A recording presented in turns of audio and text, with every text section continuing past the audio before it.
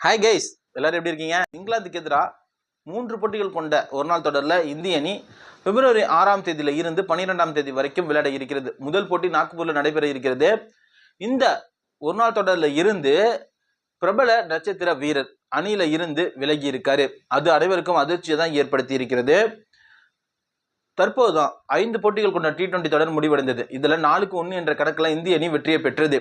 இந்த போட்டியில மிகவும் சிறப்பாக பந்து வீசி தொடர் ஆட்டநாயகன் விருதை வென்ற வருண் சக்கரவர்த்தி ஒரு நாள் தொடர்லையும் அவர் இருக்கணும் அப்படிங்கிறதுனால உடனடியாக பாத்தீங்கன்னா ஒரு நாள் தொடருக்கான இந்திய அணியில தேர்வு செய்யப்பட்டாரு.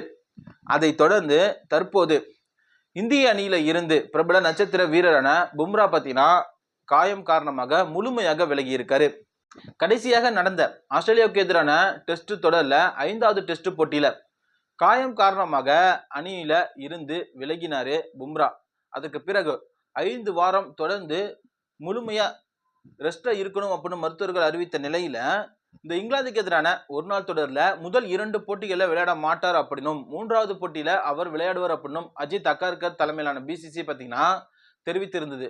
தற்போது அவர் முழுமையாக குணம் அடையல, இன்னும் ரெஸ்ட் தேவை அப்படிங்கிறதுனால பும்ராவை பார்த்தீங்கன்னா இந்த இங்கிலாந்துக்கு எதிரான தொடர்ல இருந்து விலகி இருக்காங்க பிசிசிஐ. அவருக்கு பதிலாக தான் அந்த 11 பேர் கொண்ட இந்திய அணியில வருண் சக்கரவர்த்தி பார்த்தீங்கன்னா சேர்க்கப்பட்டும் இருக்காரு. இது போன்ற கிரிக்கெட் தகவல்கள் உடனடியாக தெரிந்து கொள்ள நம்ம சேனலை மறக்காம சப்ஸ்கிரைப் பண்ணிட்டு அப்படியே பக்கத்தில் உள்ள பெல் ஐக்கானை கிளிக் பண்ணிடுங்க. தேங்க்யூ.